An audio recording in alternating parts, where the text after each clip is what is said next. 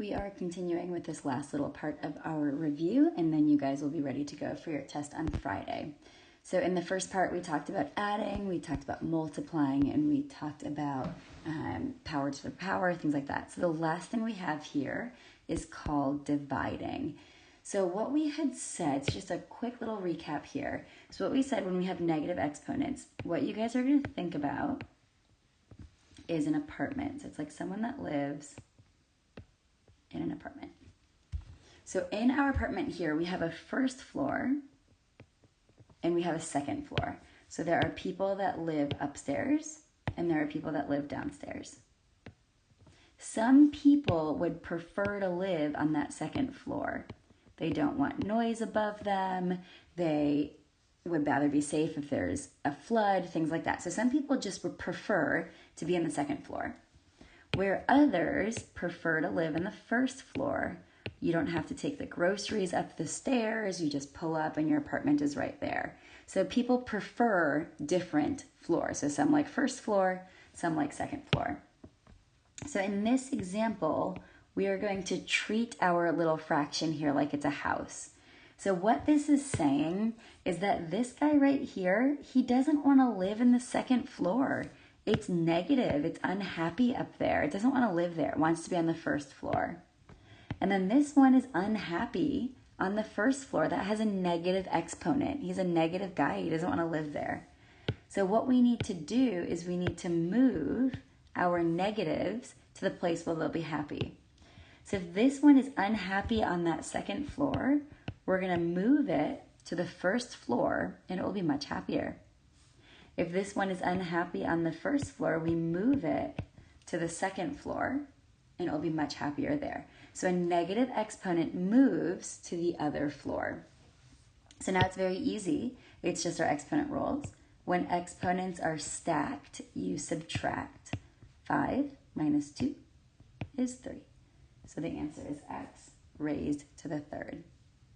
So go ahead and try the same thing with number 22. Okay, let's look at 23. So 23 looks a little bit more intense, but it's not that bad. Same idea. I'm going to make it bigger so you guys can really see what's going on.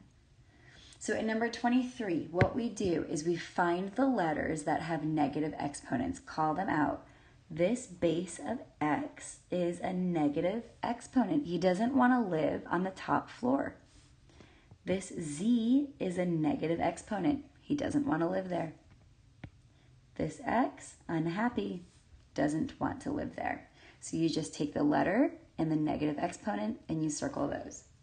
Now we're going to write down who's happy, who wants to stay where they are.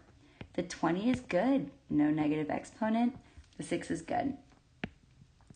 Y to the 12th was good, he's happy up there, he's positive. Y to the 8th down there, he's good, he's positive. Z to the 4th is happy downstairs, no negative exponents. So now that we set what was happy where they are, we're going to move this to the other floor. So x to the 10th doesn't want to live on the top. So we move it to the bottom and we take away its negative and its exponent. X to the negative 15 doesn't want to live down there. So I move it to the top there. Finally, z to the negative 2 does not want to live up there, so we move it to the bottom. So now, the joy of multiple choice, this is very important. If you can remember to press Control Divide for the big number, you'll be able to eliminate 2 answer choices every single time. So whether you get the exponents and the negatives right or wrong, you can at least eliminate answer choices by correctly typing Control Divide 20 over 6. So 20 over 6 reduces to 10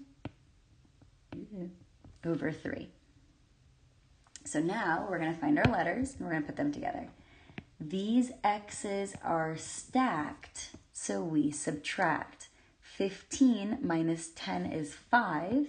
There's more x's on the top, so that is x to the 5th. Y to the 12th over y to the 8th. Again, the y's are stacked, so we subtract. 12 minus 8 is 4.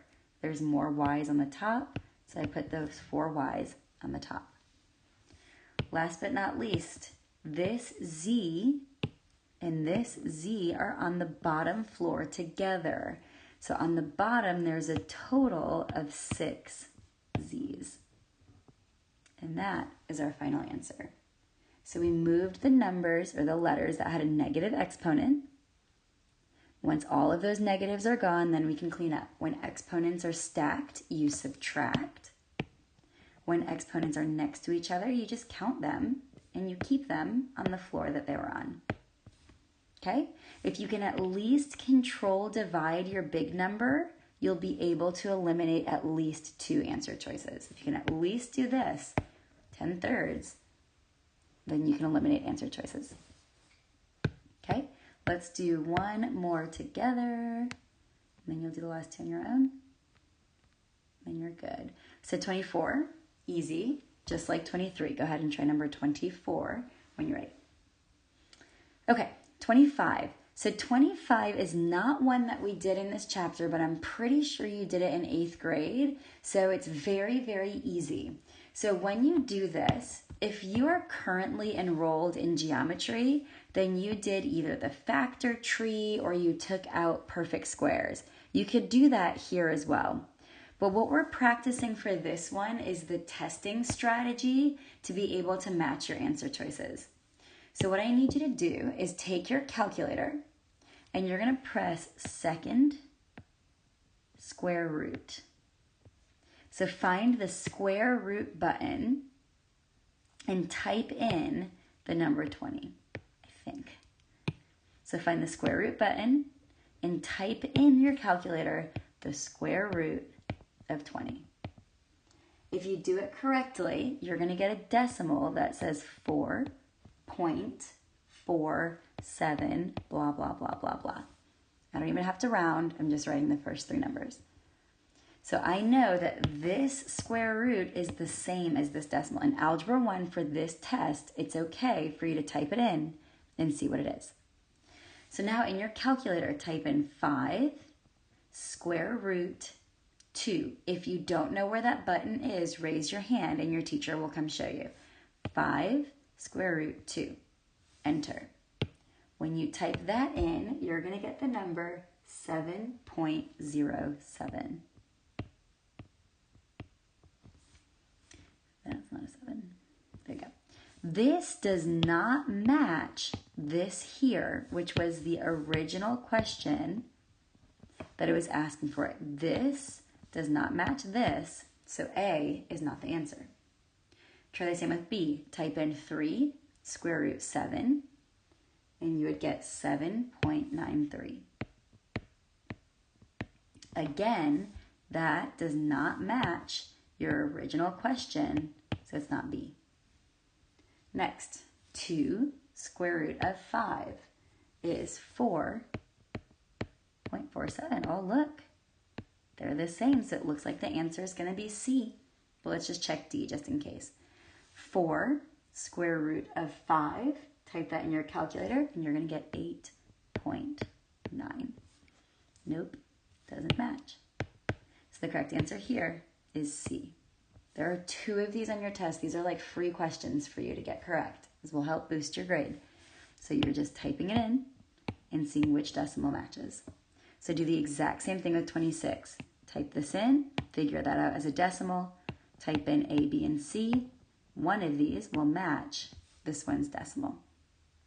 Okay, so that is everything that you need to know for your test on Friday. So do your best. It's not too bad. Make sure that you look over this before you take your test, and you are good to go. If you have any questions, just throw in a comment below, and we'll make sure that you are unconfused with anything that you need extra help on. Good luck on your test on Friday.